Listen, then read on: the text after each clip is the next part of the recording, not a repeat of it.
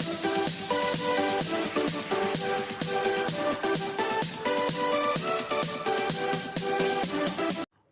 my dear students, this is Swati Chafla. Welcome to my series for CBSE Class 12 Computer Science with Python. In this video, we are going to discuss about standard input, output and error streams followed by the absolute and relative path. So let's start with our first topic of this video, that is standard input, output and error streams.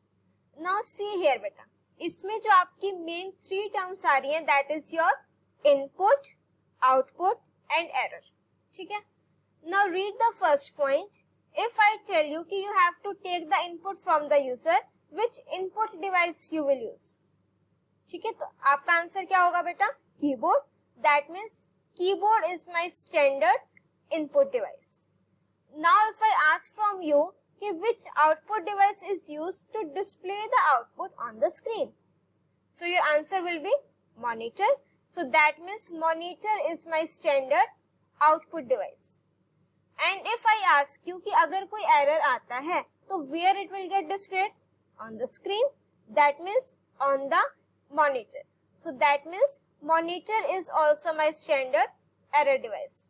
So keyboard is my standard input device and monitor is my standard output as well as my standard error device.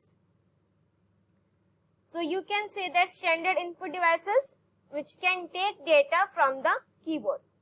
इसमें हमारी जो stream use होगी that is STDIN, standard input device. And for standard output device we are having STD out stream, and for error device we are having STDERR.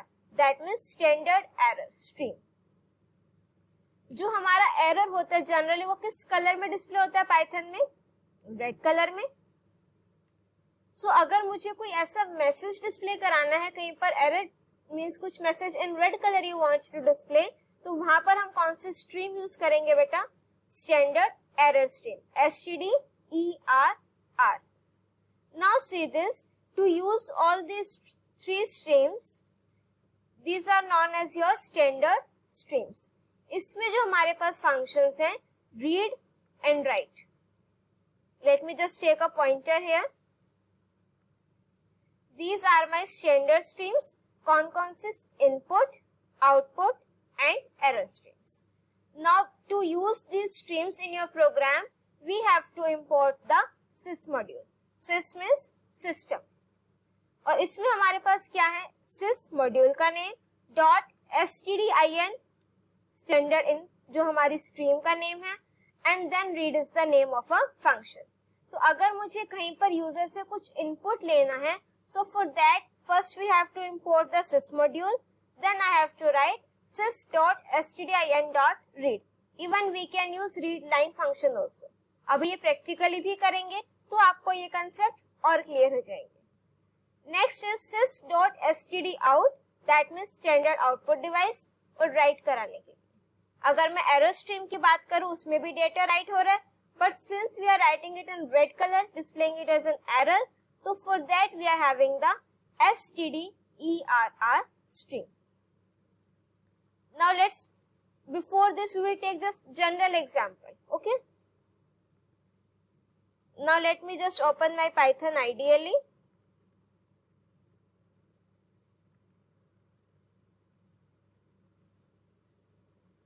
एक new file open करेंगे.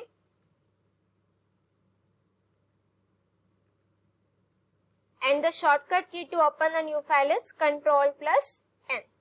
Now see here. Suppose I ask you to enter 2 numbers from the user. Now which program we are doing?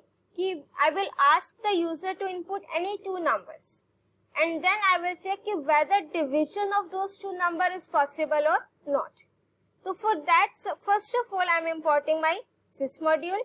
अब अगर मुझे screen पर message print कराना है, enter first number, so for that I have to use sys dot stdout dot write function. ठीक है, right function. अब इस राइट फंक्शन में आप वो सब लिखोगे जो आप प्रिंट फंक्शन में लिखते हो. That means with in the code string में आपने जो मैसेज डिस्प्ले कराना है, here you will write that.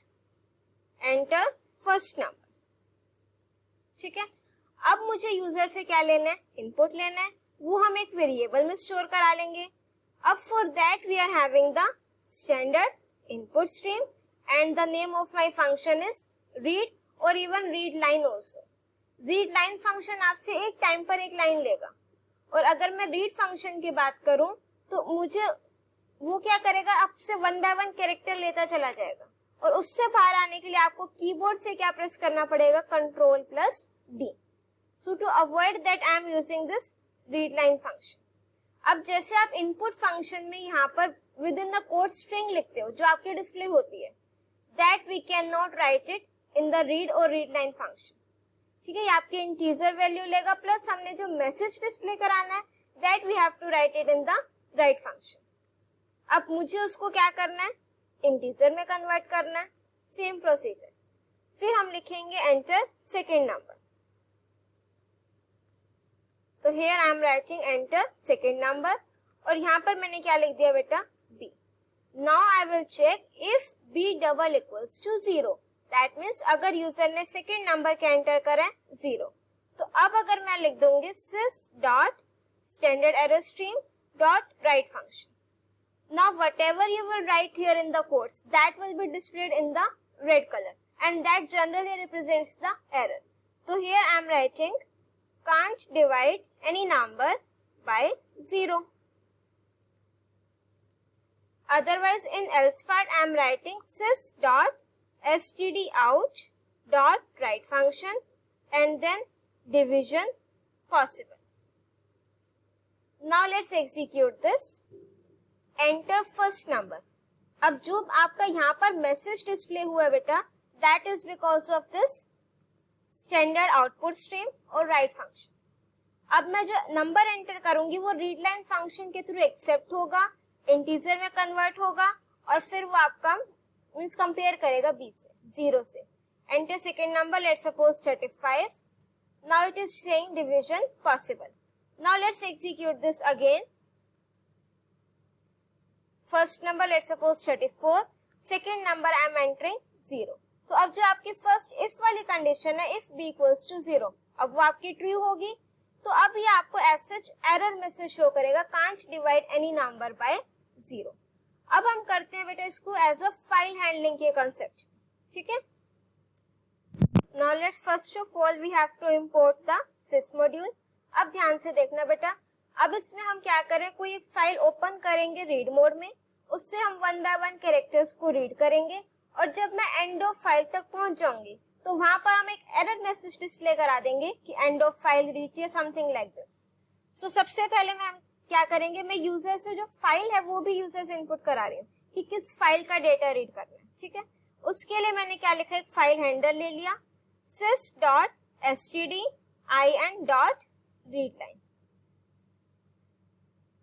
ठीक है, अब यहाँ पर अगर आपने लिखना हो, प्रिंट कराना हो, तो you can even right the message enter name of the file stdout dot right enter file name. ठीक है, अब वो फाइल नेम एंटर कर देगा, वो किस वेरिएबल में आ जाएगी बेटा, फाइल वेरिएबल में। अब मुझे अपने फाइल को क्या करना है, ओपन करना है। दिस इज द वेरिएबल जिसमें आपकी वो फाइल का नेम आ जाएगा। अब हम यहाँ पर एक फाइल हैंडल क्रिएट करेंगे, ओपन फंक्शन कॉल करेंगे, उस फाइल का नेम जो यूजर ने एंटर करी, this is in the variable file. अब जो मेरा रीड लाइन फंक्शन है ये साथ में एक बैकस्लैश एन भी रिटर्न करता है। ठीक है, तो उसको रिमूव करने के लिए मैं यहाँ पर क्या लिखूंगी, स्ट्रिप फंक्शन कॉल कर दिया। उसके बाद मैंने क्या करा, रीड फंक्शन। आपको मैं विदाउट स्ट्रिप और विद स्ट्रिप दोनों से एग्जीक्यूट करके बताऊंगी ताकि आपका लॉजिक क्लियर हो जाए। अब उसके बाद हम क्या करेंगे, व्हाइल लूप स्टार्ट किया, ट्रू मींस वो 1 बाय 1 एक एक कैरेक्टर रीड करेगा, f डॉट रीड 1 बाय 1 कैरेक्टर रीड करेगा, और जो मेरा रीड फंक्शन है वो एंड में मुझे क्या रिटर्न करके देता है, empty string eight the end of file. तो अगर उसने मुझे एम्प्टी स्ट्रिंग रिटर्न करके दी तो here I am writing sys dot standard error err dot right, और यहाँ पर आप कुछ भी जो आपने एरर मैसेज शो कराना हो वो लिख सकते हो। तो here I am writing end of file reached. और ये आपका डिस्प्ले होगा बेटा रेड कलर। और जैसे ही वो एंड ऑफ फाइल हो जाए, मैंने क्या लगा दिया, ब्रेक, मीन्स वो लूप से बाहर आ जाएगा। आफ्टर दैट एल्स पार्ट, अब मुझे अपना जो 1 by 1 कैरेक्टर मैंने रीड करा उसको क्या करना है, प्रिंट, और एंड इक्वल्स टू मैंने क्या लगा दिया, एक्स्ट्रा जो मीन्स नेक्स्ट कैरेक्टर उसी के आगे प्रिंट हो जाए। आफ्टर दैट हमने अपनी फाइल को क्या कर दिया बेटा, क्लोज। अब इसको हम सेव एज कर देते हैं, जहां पर मेरी फाइल सेव होगी मैं वहां पर सेव कर रही हूं उसको। It's inside the folder of file handling.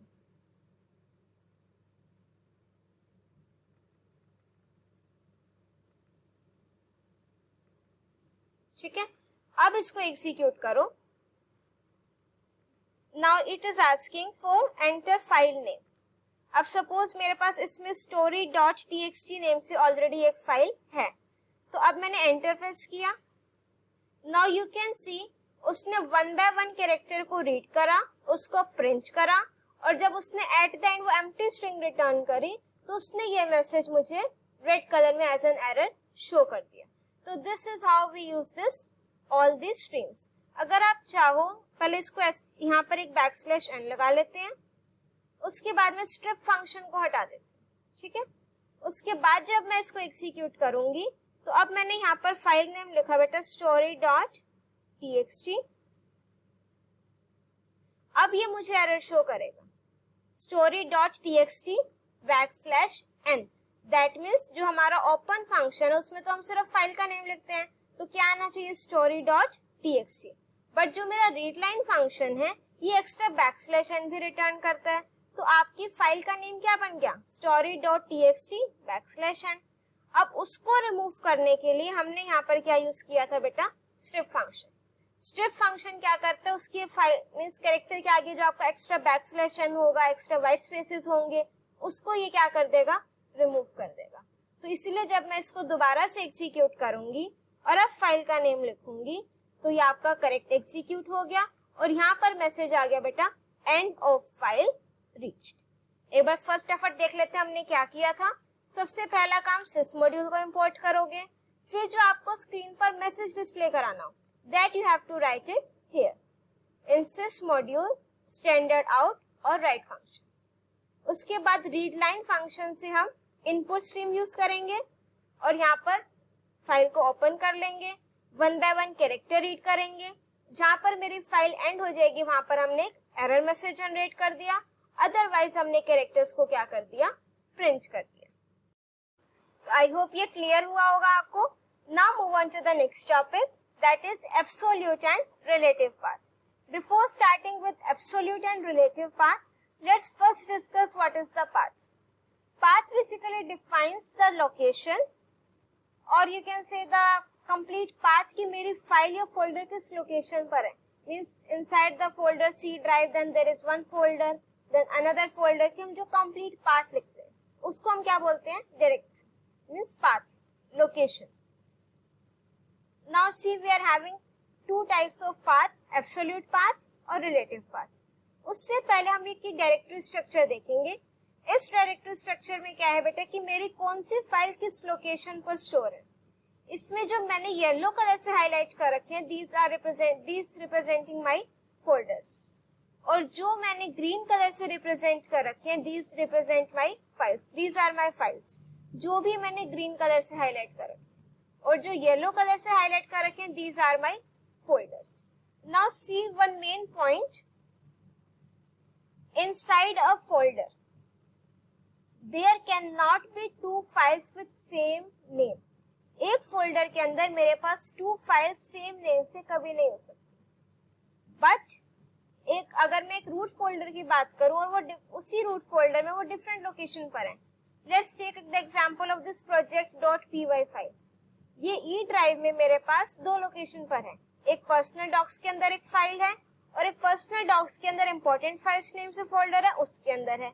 तो दिस थिंग इज वैलिड कि 2 डिफरेंट लोकेशंस पर मेरी फाइल सेम नेम से हो सकती है, बट एक ही फोल्डर के अंदर मेरे पास सेम नेम से फाइल नहीं होगी। और अगर मुझे इस फाइल तक पहुंचना हो तो मैं कैसे पहुंचूंगी उसके पाथ तक। That means E drive, then personal docs, then project.py. That means I am taking this as a file now. If I will write E drive, personal docs, important files, and then project.py, that means now I am talking about this file. Now see beta, we are having two types of path, absolute path, relative path. Absolute means complete path of your file. जहाँ पर भी आपकी file है उसका जो top most level directory है, means from C drive, from D drive, from E drive, जो उसका टॉप मोस्ट लेवल है वहां से लेकर आपकी फाइल का जो पाथ होगा that is absolute path. Now see the definition. The absolute paths are from the top most level of directory structure. जो मेरा डायरेक्टरी स्ट्रक्चर है उसका जो टॉप मोस्ट लेवल है वहां से जो पाथ स्टार्ट होगा that is my absolute path. Now if I have to open this personal docs folder, so absolute path will be E drives and personal docs, this and then this. अब अगर मुझे project.py file open करनी है तो E drive, personal docs, important files, फिर ये वाली file, otherwise दूसरे वाली. तो आप इसमें किसी भी तरीके से हम पाथ को स्पेसिफाई कर सकते हैं. Now next is my relative path. Now see, the relative paths are relative to the current working directory. Means जिस डायरेक्टरी पर मैं हूँ at present, जिस लोकेशन पर मेरी फाइल है वहां से अगर मुझे किसी दूसरी फाइल को एक्सेस करना हो या किसी और डायरेक्टरी स्ट्रक्चर पर जाना हो, so for that we are having the relative path. The relative paths are relative to the current working directory. अभी ये प्रैक्टिकली करेंगे तो आपको ये और क्लियर हो जाएगा. Relative to the current working directory means जिस डायरेक्टरी पर मैं काम कर रही हूँ, and it is denoted as this dot symbol. This means relative path हम लोग स्पेसिफाई कर रहे हैं. वाइल अगर मैं पेरेंट डायरेक्टरी की बात करूँ तो वो आपका रिप्रेजेंट होगा टू डॉट्स के साथ. Now see this the same directory structure. अब अगर मैं बात करूँ so with IMP files is current working folder, means मैं एट प्रेजेंट इस फोल्डर में हूँ IMP files. The path name of file.docs is, ये मेरा file1.docs है. अब अगर मैं ये मेरी करंट वर्किंग डायरेक्टरी है और मेरे को इस लोकेशन पर जाना है, सो रिलेटिव पाथ क्या होगा बेटा, सिंगल डॉट लगेगी, स्लैश और उसके बाद आपकी फाइल का name. So this is my relative path which is relative to my current working directory. Now let's execute this practically. Now what we will do, हम यहाँ पर एक डेस्कटॉप पर फाइल बना लेते हैं. ठीक है, टेक्स्ट डॉक्यूमेंट जो मेरा क्या है टेक्स्ट फाइल है. Let's suppose I am giving this name as file 1. इसको एक फोल्डर में प्लेस कर देते हैं, न्यू, और एक मैंने बना लिया फोल्डर. ठीक है, इस फोल्डर का मैंने नेम दे दिया लेट्स सपोज फोल्डर 1. इस फोल्डर के अंदर मैंने एक और फोल्डर क्रिएट कर दिया, इसका मैंने नेम दे दिया फोल्डर 2. ठीक है, नाउ सी हियर, जो मेरी ये फाइल है इसको मैंने कहाँ डाल दिया, फोल्डर 2 के अंदर. Let's move it here. ठीक है, तो एज यू कैन सी कि सबसे पहले मेरा कौन सा फोल्डर है बेटा, फोल्डर 1. इसके अंदर मेरे पास फोल्डर 2 है जिसमें मेरी टेक्स्ट फाइल है. अब इसमें कोई एक डेटा लिख देते हैं, hello and welcome to my Python programming tutorial. ठीक है, इसको मैंने क्या कर दिया, सेव कर दिया. अब मैं क्या कर रही हूँ बेटा, इस फाइल में से डेटा को रीड करेंगे और जो मेरी .py वाली फाइल होगी वो मैं सेव करूंगी इस लोकेशन पर. ठीक है, अब अगर मैं इस फाइल 1 की बात करूं, इस पे राइट क्लिक करेंगे, प्रॉपर्टीज, ये इसका जो पाथ है this one, this is absolute path. Now see here, अब हमने पाइथन की एक फाइल ओपन करी, इसको क्लोज कर देते हैं.